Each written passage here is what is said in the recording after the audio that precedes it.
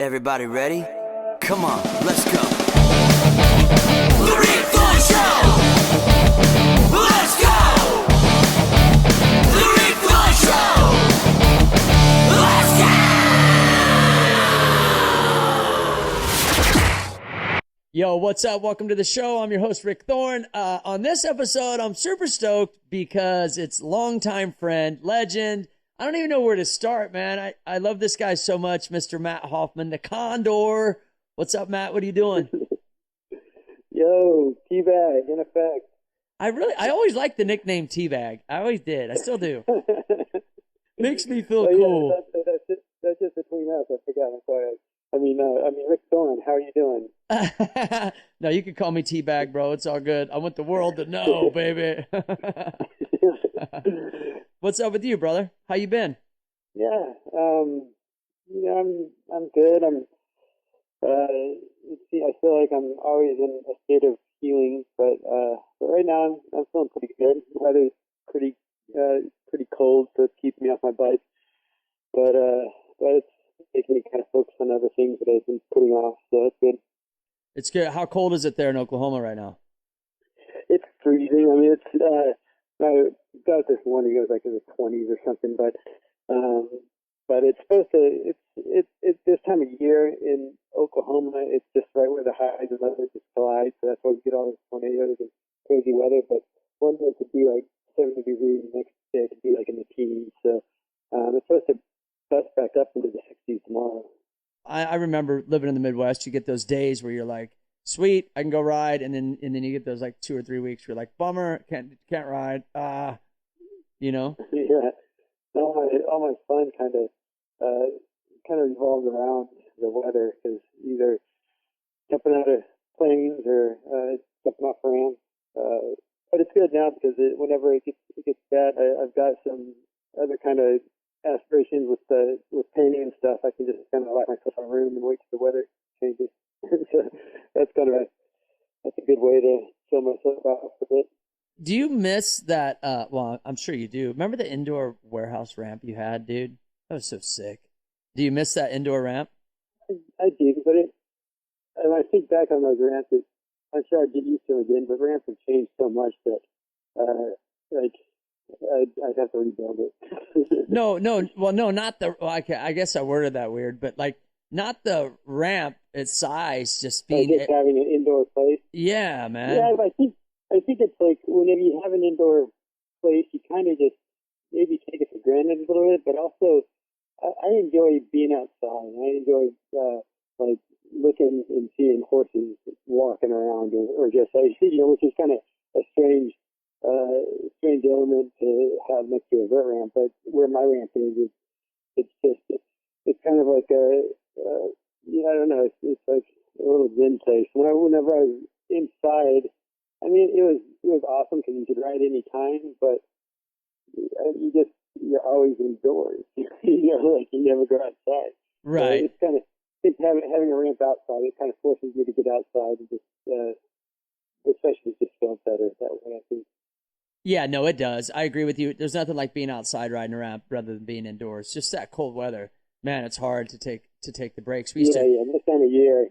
Yeah, this time of year, it's like, you totally wish I had a place indoors, but I've got to toughen up. Dude, on your Instagram, you kill it every day solo, and I'm like, it's so rad. I'm like, you truly love riding, which I know you do, and everyone knows you do. But it's so rad to see you just like, riding vert by yourself has always been kind of one of those things where you're like, I might just do some grinds and do a couple lip tricks. But you're like, no, I'll do an Indian air. I'll do a peacock. I bought a 5. What's up? Yeah, I think, I don't know. I feel better when I'm alone. I kind of rediscovered my riding a lot in the last few years.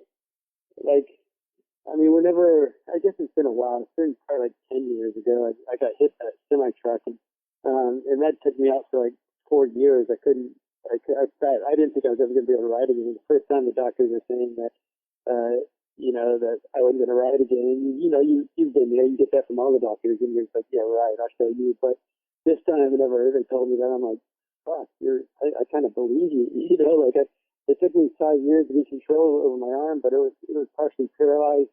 I didn't know what I was going to do with my life. And then I just I started riding again, and, but it was, you know, people stopped calling, and I was kind of off the radar. So it was just like, I was on the ramp, and I didn't really have any purpose to ride, whenever all my purpose was kind of like chasing a contest or getting ready for a show, and I just forgot really that I used to do this completely for myself, you know. And so I just had to kind of get selfish with my passion again, and just be like, okay, this is for me, and this is, you know, this might be my last day I ever do this with the way I ride. I could crash, and it could be the end. So I'm just going to appreciate this day, and I'm just going to do it for myself. And I think when I'm by myself on my ramp, you know, like, I don't know if you're this way, but if I have anybody around me, it's like I'm just like still to show off a little bit, you know, or I kind of start thinking about my riding through their mind, and not really about my riding through like just centering it and just being a part of it, you know. So I just, when I'm by myself, it's totally for me, you know. Right. And so I just like, okay, well, I don't have any expectations. Sometimes I go out there and I just have a couple tricks in my mind, and I'm like, I wonder if I can still do these. But most of the time, I kind of drop in and I let each wall come to what the next wall is going to be. I've learned, you know, I can't second guess myself if I'm riding and I feel something. I just have to commit to it and not hesitate at all, because hesitation would always take me out. So it's like 7 in the morning sometimes, and I'm like, whenever it's in the summer, you know, I'm super hot, I'll get up super early and I'll get out there, and it's like 7 in the morning, and I feel a sweet pump, but maybe it's not as high as it's not as high as I wanted on the next wall to do like a big variation. So then I start thinking, 540, well, no hand, oh shit, I'm doing no hand 540, just commit, you know. And I'm like, it's 7 in the morning, dude. You should probably, but sometimes even not when I'm in the middle of it, I'll get an idea of a trick, and I'll be like, ooh, wait, okay, it's in my mind. And I was like, okay, I know if it's in my mind, I'm probably going to do it. And so I just need to commit to it, no matter how much it just doesn't seem like that's a responsible thing to have in your mind at this early in the morning, or even if I'm just out there by myself, you know, nobody's around, and you know you can crash because. And I'm rambling now, but I've had a few instances out there where it was sunset and I was doing no hander, and I guess I missed my grip, and I just I hit the ground and I just knocked myself out. But I had my GoPro running for about filming it, and once I came to, I went and got it, and it ran out of batteries, and it filmed for like 10 minutes until it was 9 something minutes, it said, until it ran out of batteries. And so I guess I was just laying there that long, and the only reason I woke up, and I wonder, I mean, I'm sure if you get knocked out, you're gonna wake up eventually, but you know, whenever we get knocked out at an event, they was in your face and they're like patting on your chest and like, hey, what's your name? You know, like yelling, and I always felt when I come to in those environments, I'm like, what the hell are you doing in my face? Like, just let me just have this moment to myself and just kind of get my bearings and stuff. But then I think if you're there and no one's around, you don't wake up for a while. And I just heard, and the Jet saw me, and he's like, yeah. He starts walking up, and just his voice woke me up, and I'm like, whoa. I was like, oh man, I've been knocked out, and then like, hey, we're gonna go get some food. You want to come with? And I was like, I'm pretty jacked. I need to just kind of recoup and get my bearings. And so they left, and then my lung collapsed. And you've had your lung collapse a couple times, haven't you? So they put the needle in the side, and they to get the air out so it re-inflates or whatever. Oh, what, me? Yeah. No, you know what? I've never had. Oh, that was Dennis. Yeah, that was Dennis. I've never had the. I was actually in the backyard back in the day when Dennis collapsed his lung, and like, I mean, that's like you have to like go right away. I mean, you know what I mean? Like he became completely pale white, and like, yeah, you know, a collapsed lung. No, okay, tell me about this. You've had a collapsed lung. Yeah. How many times? No, that's my only time, and I guess what happens with it is whenever you hit your chest really hard, it'll poke a hole in your lung, or like a fracture will happen in your lung, and then your air comes out of your lung, and then the air pushes down on your lung inside the cavity, and then your they have to put a tube inside your side into your cavity to get the air to release so that your lung can inflate, and then it heals over a couple of weeks, and then it's fine. But and then, of course, the person that was putting it in, the first time they've ever put it in, because it took them like 4 tries. It's pretty lame, but yeah, you're thinking of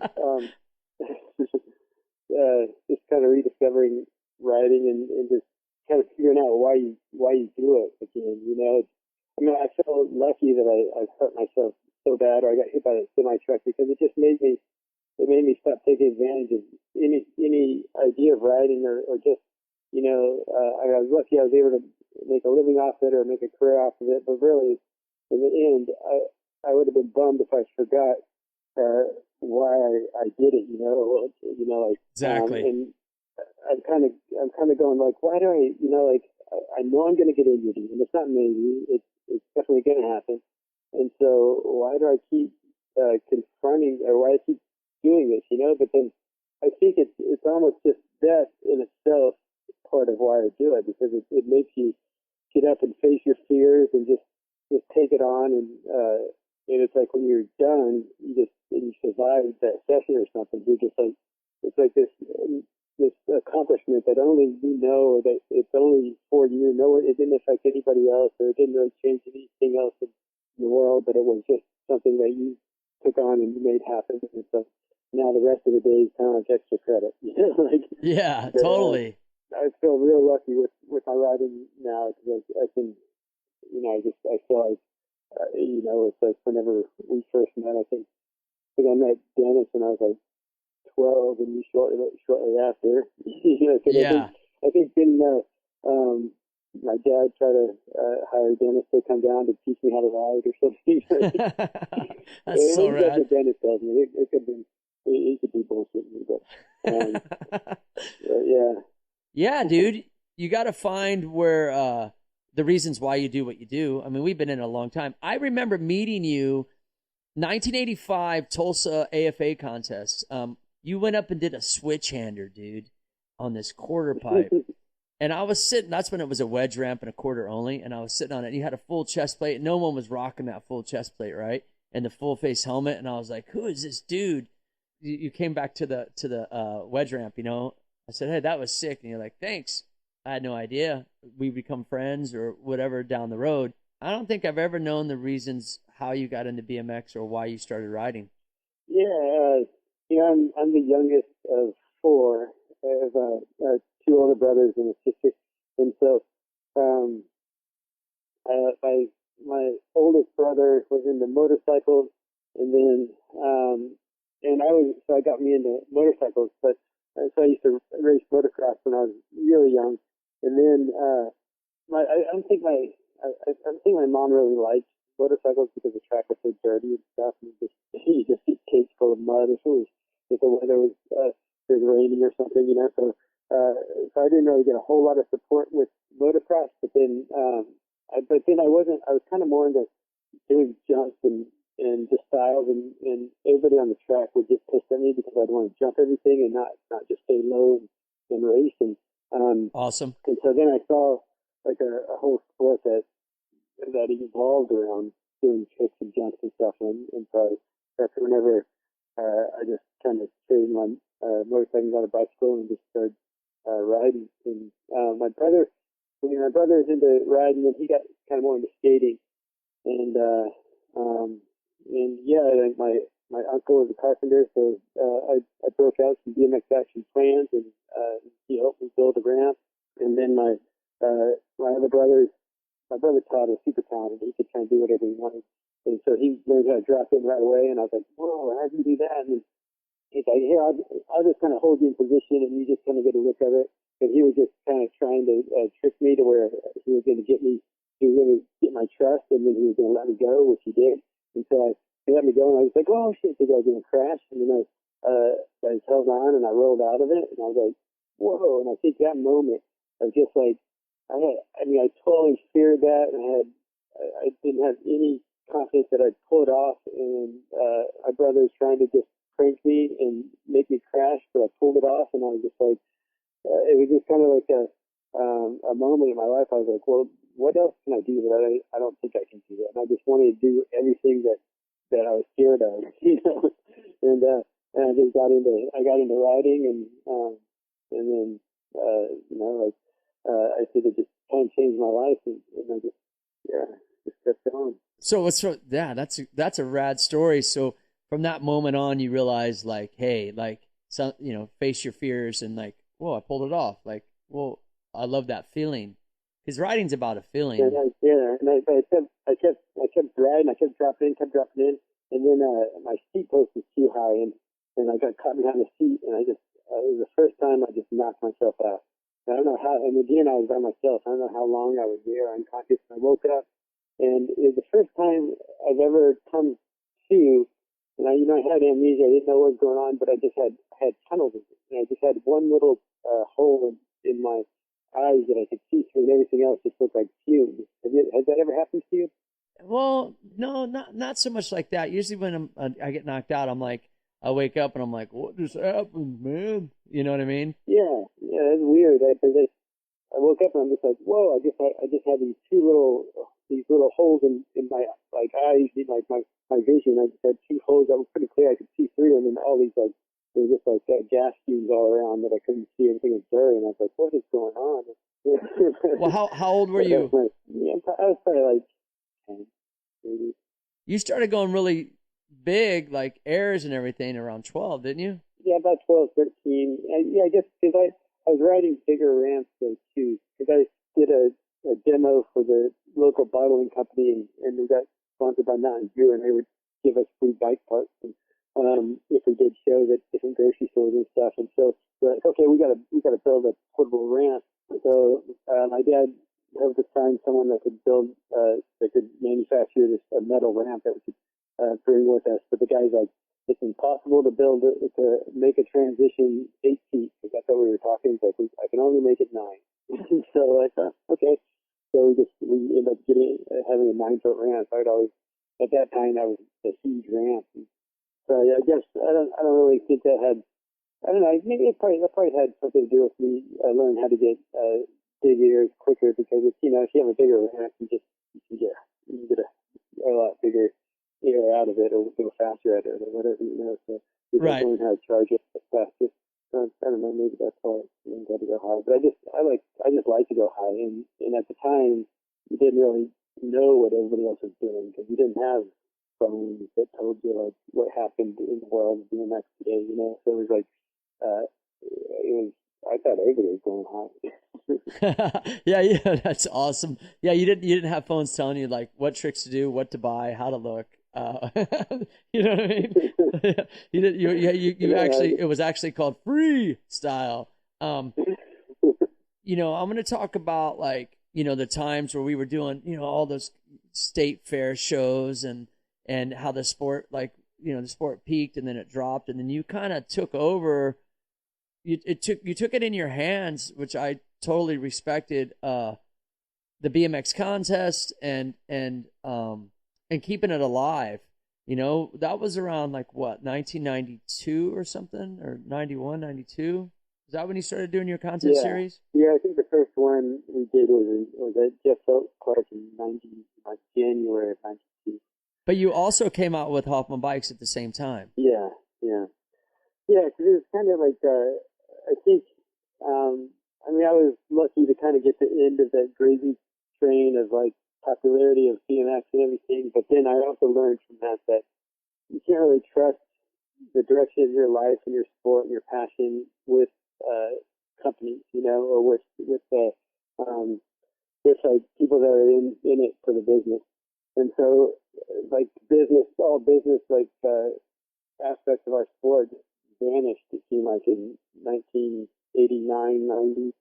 And then so like nobody was on contests except for Wilson was doing some, but even those are kind of slimming out, and nobody was making real bikes. Like I think Haro was kind of, Bob was getting phased out, and then DT was just making cheap bikes just because nobody could afford, like there was no interest in it. So I was just like, and at that time, my mind was thinking, okay, I started wanting to go bigger and just do bigger areas, and I got getting an idea of doing that big ramps and stuff. And so as the industry's getting worse and all the products are getting cheaper, and there's no contest, I'm wanting to ride the most, and I need the best equipment to do it because I want to push it in ways that if my equipment fails, it could kill me. So I'm just like, all right, well, okay, I guess I need to do everything myself, you know. And so that's when I just started, doing the contest really just to get everybody together and have fun and just have a reason to one location for everybody to come and gather. And that was pretty amazing too, because you remember it was like everybody's like, the sport's dead, no one's riding anymore. And then the first contest, it just seemed like it was the most thriving sport. It was the most thriving our sport's ever been, you know. And it's just because it was all about passion. It was just all the people that were just so close in love with it were there, and they were there because they had no other choice but to be there because that's who they were. And it was so fun, Matt. I got to interrupt you.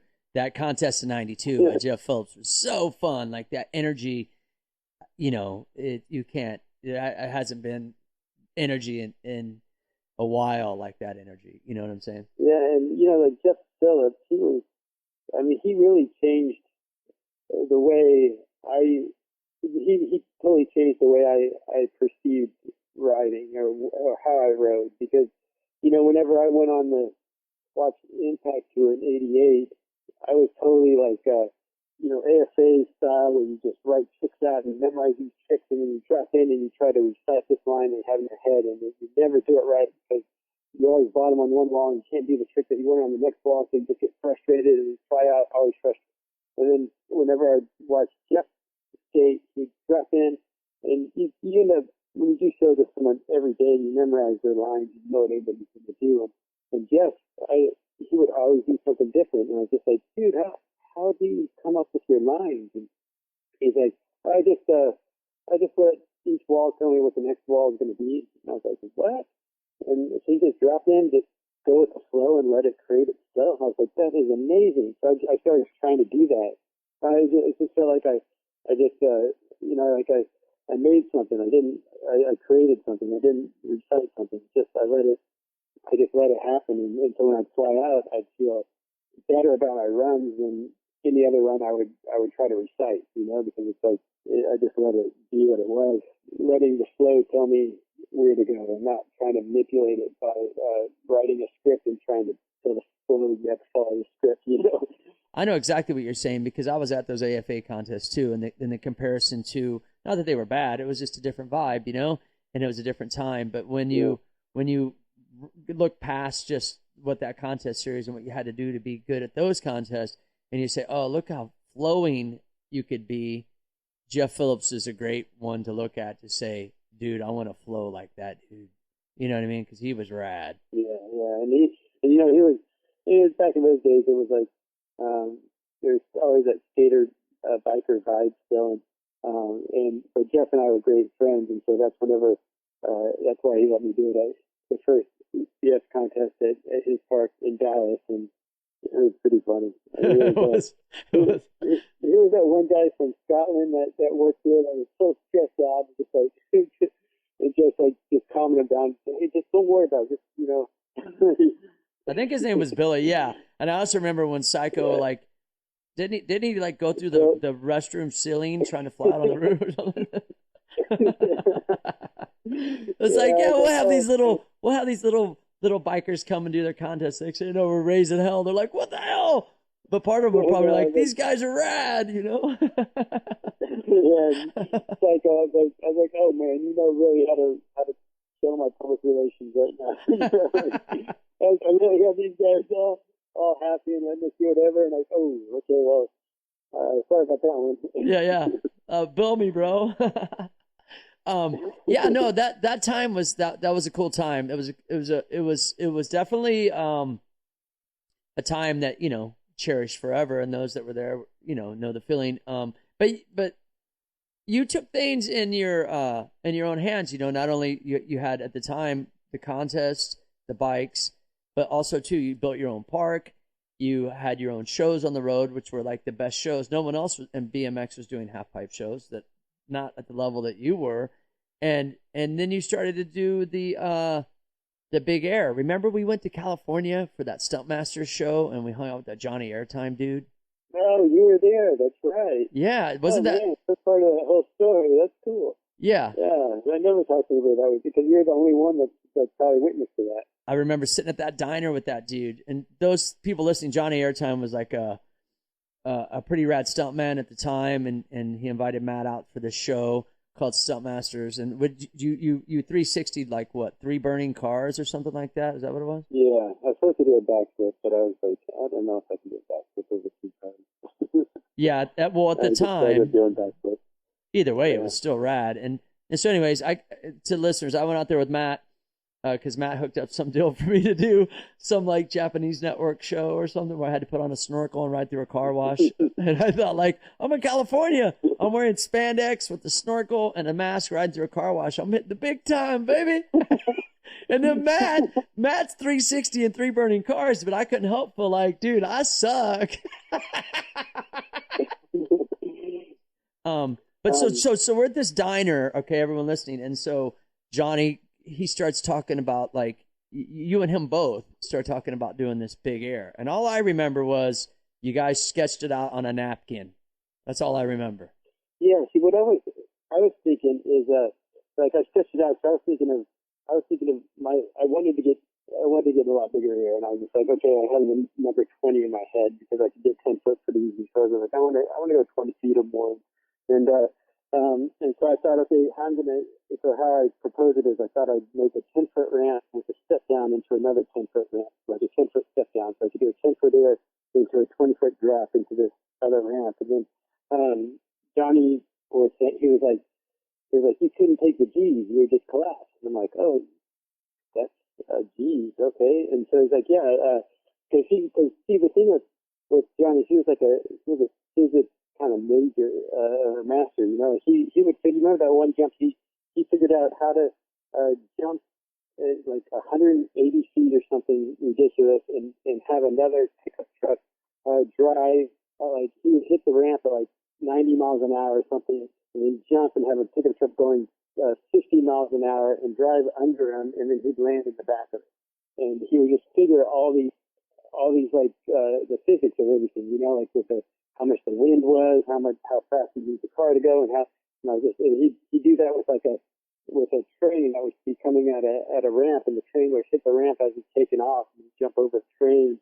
And so he had all these crazy calculations, and I'm just like, whoa, how do you do that? And like when you hit the big ramp, your G's are about 2.5, and you hit it about like I forget what it was. It was like 25 miles an hour gives you vertical speed of like 15 miles an hour or something. And so, but he's like, if you took that ramp and you made it twice as big, you hit it twice as fast, you'd have the same G's, but you would have twice the vertical speed, you'd go twice as high. And so that's why I was like, okay, well, screw this 10-foot to 10-foot step down to get 20 foot. I'm just going to build a 20-foot ramp and just hit it fast and hold on. And that's what happened. So yeah, it was random, but that's how I figured that out. It's because I had some goofy kid jumping over flaming cars. Wait, you figured it out because why? Because because of that goofy TV gig I had, and the stunt coordinator for that gig was Johnny Airtime. And I stayed at his house for a couple of days or something, and just dreamed up, like learned how basically just learned how math was so awesome that you had to like manipulate it and use it as your crash test dummy. Okay, so you go back, you build the ramp, you got this 20-foot ramp, and you're like, all right, how am I going to get speed for it? Okay, tell me how you got speed for it. Steve had this red pickup truck. I had to hold on to the back of the pickup truck and towed me in there, but it just wasn't working.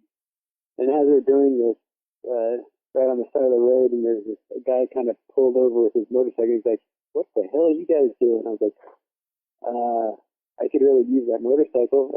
So I was like, "Hey, would you tow me in?" And so he started towing me in, and it was a street bike, so it wasn't really very good. And he was going over a bunch of bumpy dirt and stuff, so it was sketchy. But I realized, okay, I need a motorcycle to tow me into this thing. And at the time, can't just go out and buy a motorcycle. But then BMX Plus had that Freestyle of the Year thing, and they gave away a free motorcycle for whoever won the Freestyle of the Year. And I guess it was a voting thing. I ended up winning it that year, and so I got a motorcycle, and I got it in for a used KDX, and got an open tag to the back of the KDX, and just that would tow me in. And yeah. It's so rad how everything fell into place, dude. I know. It's crazy. What was it like hitting it the first time? You know, it just felt just like a gigantic hill. You're pedaling as fast as you can't even get up to the top of it. And you're just like, whoa, it was a little discouraging. I was just like, but I didn't realize that it was just all about speed was the factor. It's just like I had to get, the faster I went, the more it would feel normal. And so, but then once I started hitting it was amazing because the view you would get, you know, you always used to being about 10 feet above the ramp and just seeing the coping, focusing on the coping. But then once you started pushing us up in the upper teens, and you'd look down, the coping was so small, and you would see the deck, and you'd see behind the deck, and so you'd see the whole ramp, a different perspective, and you're like, it was so cool, man. Yeah. And what I love most about it is you wrote it down on a piece of paper or a napkin in a sketchy diner in SoCal with Johnny Airtime, and you brought it to life. And that's what it's all about, bro. That's what like everything's about, is like just to do it yourself and just to kind of, or not even kind of, but to use your own brain and to follow your instincts and test yourself, you know? But the part of the story that we are leaving out, though, is remember we were doing those shows in Indianapolis, I think, and I think Tony, we're doing some shows. Like, no, I forget. It was like maybe this year, but we're doing some shows, and I was going to get the money for those shows, and I was going to go build my ramp for maybe it's Auburn, Michigan. I don't know. But then on the way back, my semi truck broke in half. And, that's right. I remember that.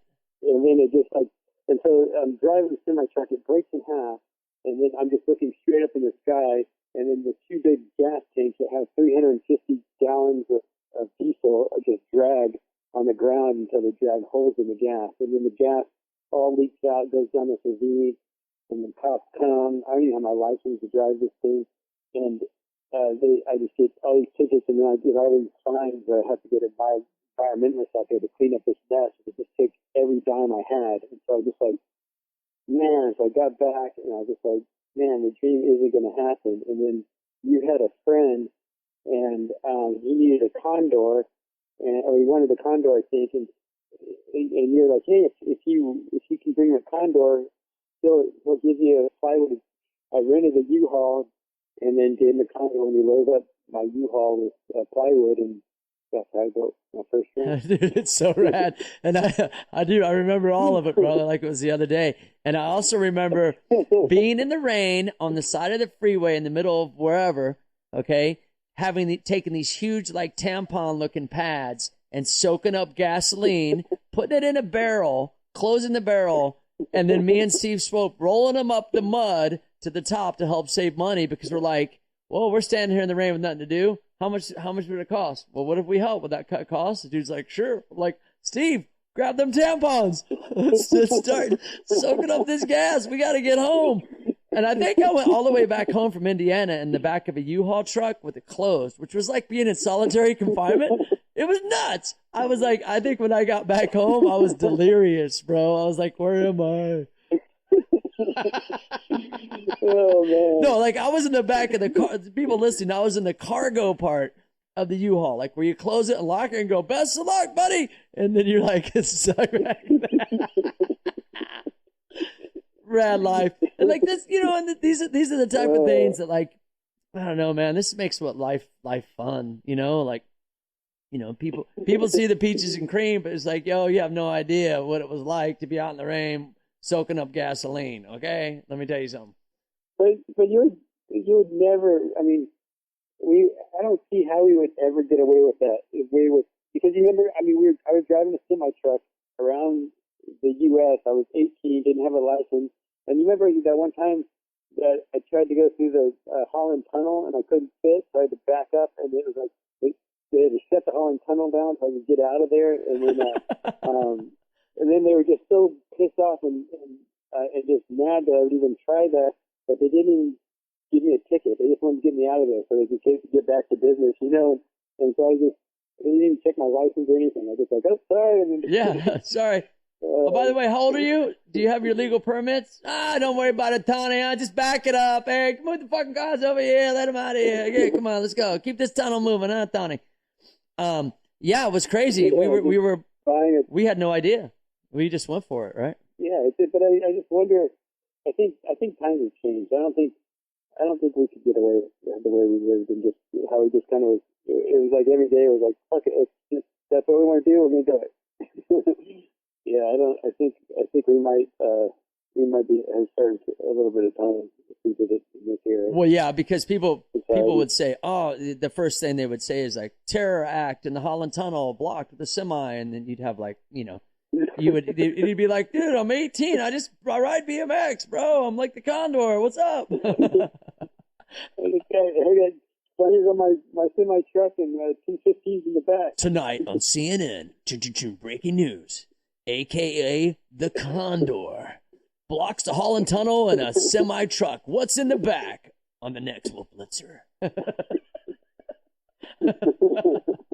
Yeah, no, it was. I remember I jackknifed that. I drove it once, bro, and we were like dead tired, and you were asleep, and Steve was asleep, and you guys just put me behind the wheel, and Steve's like, you just shift gears like this and that, and it revs out, hit it to that, and then you shift, and I was like, all right, I'll go for it.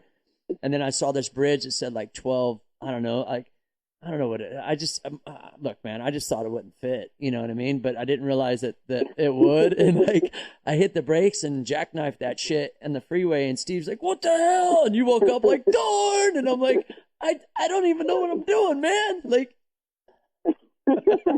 help. I know.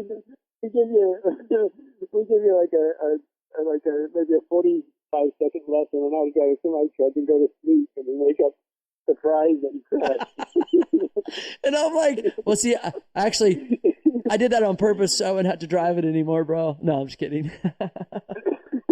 Yeah, I was scared, man. I was like, damn, this is like a big ass truck. I don't even know. Like, all right, we got to get to the show. What show are we going to? Well, we got this show down there around at this other fair down there. You're going to be by the pig race. And y'all need to get there soon. Y'all here now? Yeah, it was fun, man. It was fun. Remember McCoy? He would always negotiate with people for stuff. Like, go over to Turkey Leg Jones over there and get yourself a free turkey leg. And just like advertising so we can get a free turkey leg. And then we get it and we'd be like, this shit is disgusting, D. This sucks, you know? Those were fun times, man. You know, I wouldn't have traded for anything. It was awesome. It was like, yeah, I had a blast, dude. And I know I've told you this before, but I've appreciated every opportunity you've given me because, you know, hey, I appreciate everything. Yeah, you made the shows, man. So if you remember, that's before anybody knew that you were so good with crowds and announcing and stuff too. And so, what you can announce too? It's a bonus. Yeah, no, it was fun, man, and like, yeah, I mean, those were good times. And so, back to the big air. How do you feel like where it's gotten to now? Like, it's bananas. They're doing like triple whips, one-handed triple whips. Didn't Morgan just do that? Yeah, he did one-handed double whip. I think. Yeah, that was amazing. I mean, he's my hero. Who does that? No one I think will ever do that trick. I don't know, but I mean, a one-handed double whip on 20 foot out on a mega ramp. It's like, or whatever they're called nowadays. What do they call it now? I don't know. Big air ramp. I just always called it just big ramp, but I think mega ramp got like they trademarked it, so you couldn't call it mega ramp, and then big air ramp. I just love how that thing just became a legal thing on how people could own this thing. Own the name, own the idea, and just even. In the beginning, no one would ever give me credit that I came up with it. You know? Yep. So it was just all about, they just wanted, they wouldn't even let me touch the mega ramp at the SJs because I had nothing to do with that, and that was only for skateboarding, is what I was told. I'm just like, I don't even know. Yeah. But I'm just, that's not I didn't do this for this, so you guys fight over it. I'm just going to go and have fun with it. But, yeah, it was crazy. You don't know that I hung out with Johnny Airtime We soaked up gasoline with huge tampons. I traded a bike for some plywood. And then when I built it the first time, didn't it blow down? Didn't it blow down the first time you built it? No, it was a second, actually a third time, because I built it the first time, and then I was just like, I had this idea of I could make it into a half pipe, and then I could just, well, I think he was just getting a little nervous because I kept telling him to go faster and faster, and he's just like, dude, you're gonna kill yourself, and he was always looking out for me so much that he didn't want to be the guy that towed me to my demise. You were saying you wanted him to go faster, towing you by the motorcycle, right? Right. And I was like, just go fast, because I just wanted to keep going higher. And I think he was just kind of realizing I didn't have a stop button, and I was just going to push it until I took myself out. And so he's like, I'm not going to be that guy. So it just kept getting tense, with him towing me faster. So I was like, okay, I'm just going to build a half pipe. That way I'm responsible for myself, and no one going to be blamed if something happens to me. So I'm just going to figure out how to ride a half pipe, a bigger half pipe. And then I built the half pipe, but then I rolled in on it, and I realized I couldn't pump the ramp, and I kept going smaller and smaller. And the half pipe was so hard to build. It took me so long. And I built it basically myself. And then I was just like, oh, okay, wait, I need a motor for my bike. And so that's when I found that weed eater motor, and then I got it rigged to my bike. It was like a small tooth, but it was like a 17-tooth sprocket in the front, and then a 122-tooth sprocket in the back, and had 7,400 RPMs. And I just made a gas tank. I duct taped to my top tube, and got it to work. It gave me enough torque to keep about 18, 20 feet. And so I rolled in and started riding it, and it started working. But then I also had like a 12-pound engine on one side of the bike, and I was totally off center, and it was just like sketchy as hell. But I just kept pushing that until I blew up my spleen and had to get my spleen taken out. And I was like, okay, well, that's not going to work. So then I took half of that ramp down and towed half of the half pipe over to the new ramp in like 93, 94, and then I tried to stabilize that ramp, and I rode it for the DS contest I had.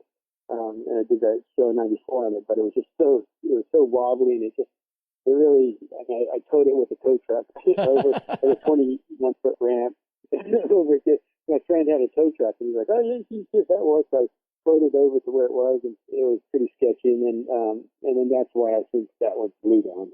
But at the same time, it blew down when I was out of town, and Steve only knows that it blew down, and I think, again, he was just really nervous, because I think he thought this was how I was going to take myself out of this big ramp, because I started kind of getting a little, I don't know, because I started getting into base jumping too at the same time, and I was like, okay, you know what, I could probably build a bigger ramp, I could get towed faster, and I could base jump from the peak of it. And I think when I started dreaming up stuff like that, he's like, we got to shut this down. He's not going to be around much longer if we don't figure out how to. Because I remember I came up with that idea. He's like, no, you can't do that because your bearings are blowing up. You'd be going too fast. And I was like, well, Jack works for us now. He can figure this out. And I was like, Jack, figure out your bearings. So, I can go 100 foot. My idea was to go 100 foot with a 100-foot ramp, and get 100 foot out of it, and throw a parachute at 200 feet above it, and parachute back down. But then I got injured on something else, and I get to throw that too. Yeah, well, I mean, you have that ability to test, to see how far you can go, to see you have that drive inside of you, Yeah, it's like a drive, but it's almost like it's a necessity, It's like it's not that I want to do this; it's that I have to do it.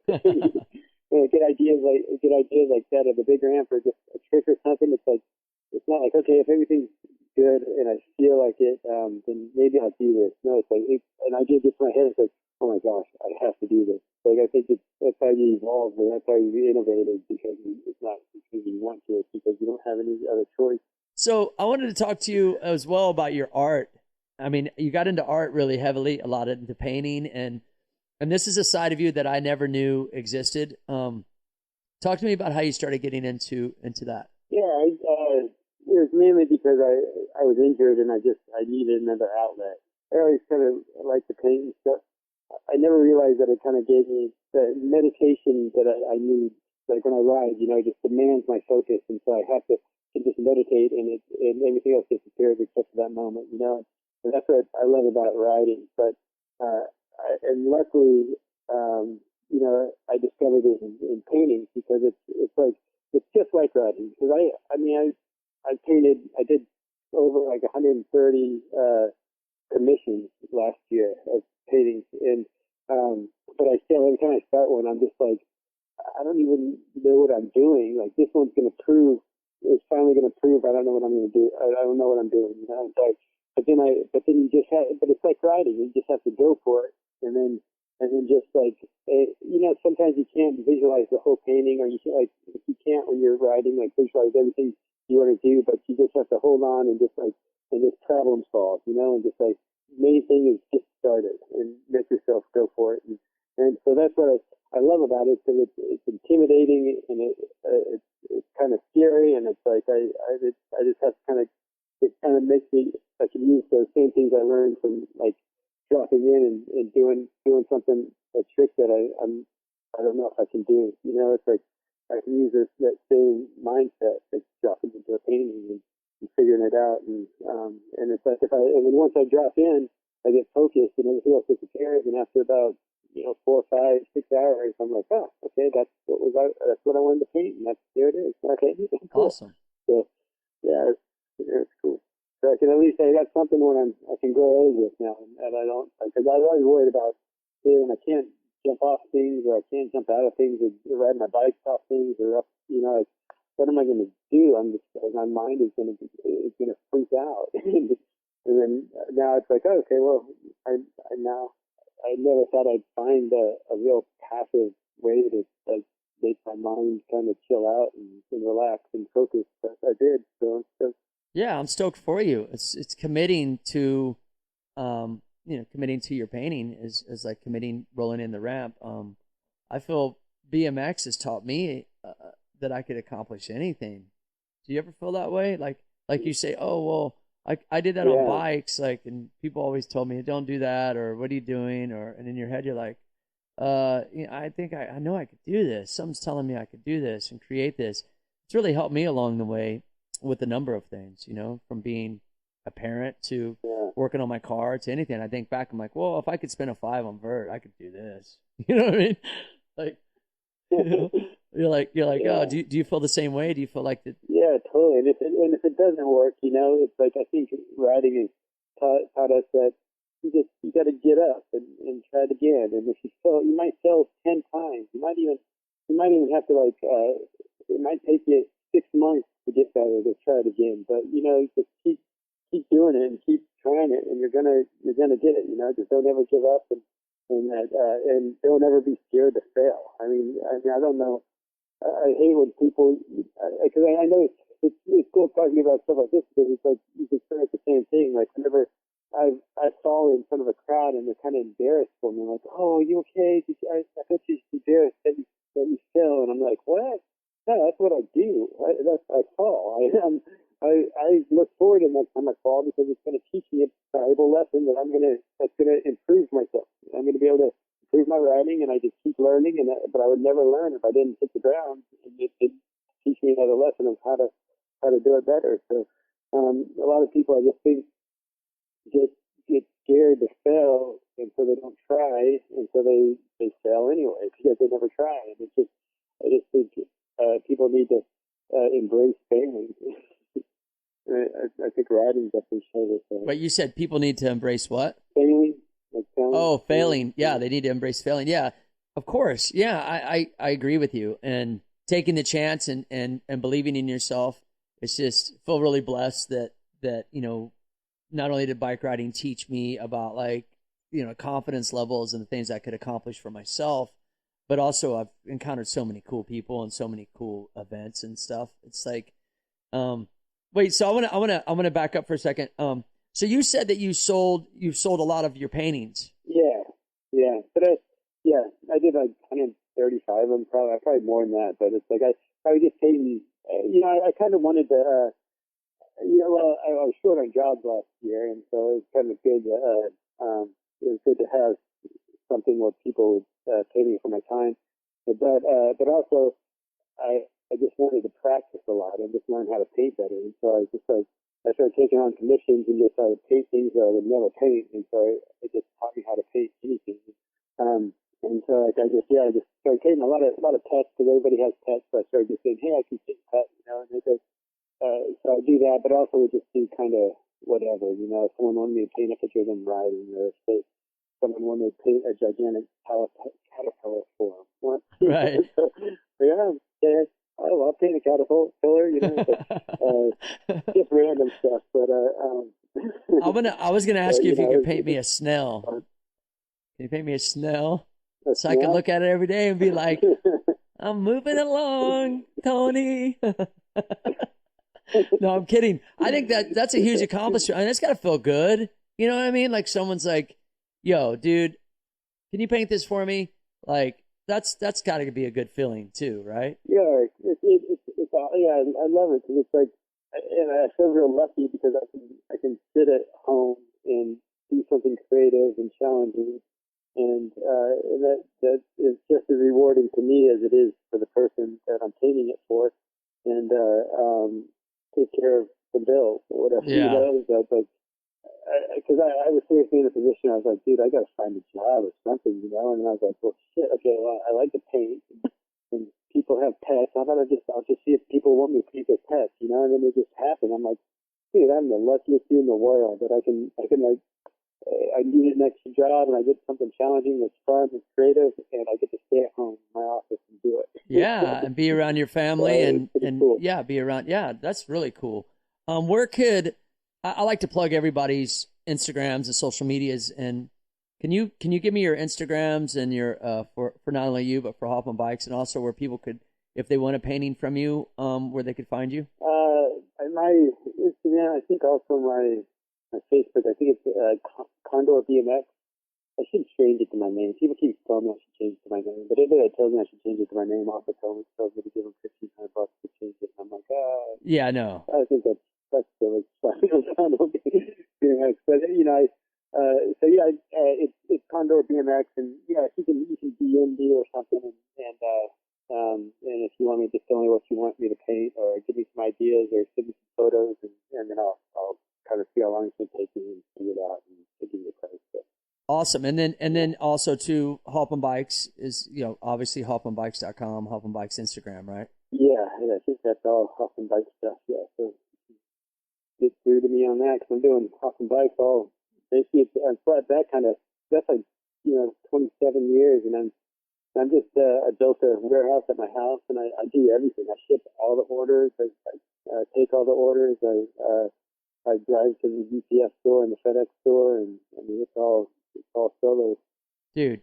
You know, I got April and Mark help me out sometimes, but I just wanted to start doing it all myself again and just kind of basically just like go back to the beginning of why I started doing it. Same reason why, same way I discovered riding again. You know, and I'm doing that with Hoffman Bikes right now. That's amazing, dude. I'm stoked for you. I mean, you're always an inspiration, Matt. We could talk for hours and hours and hours. We've toured the world a lot, and we've been around.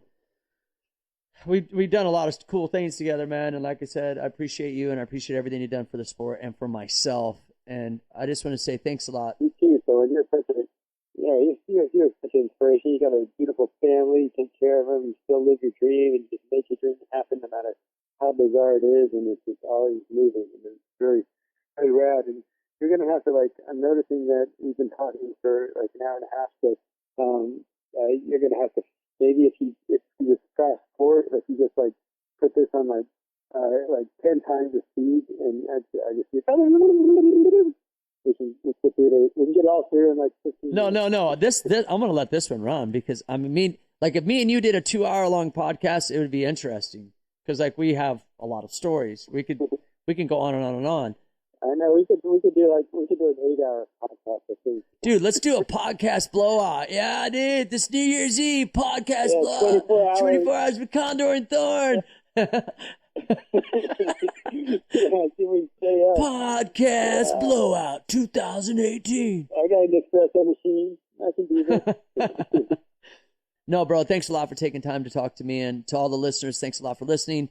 Follow Condor BMX on Instagram, Hoffman Bikes. Get a painting from Matt. Matt, you're a true inspiration, and I love you, brother. I hope you have a great day. Yeah, you too, Thorne. Love you, bro. All right, peace out.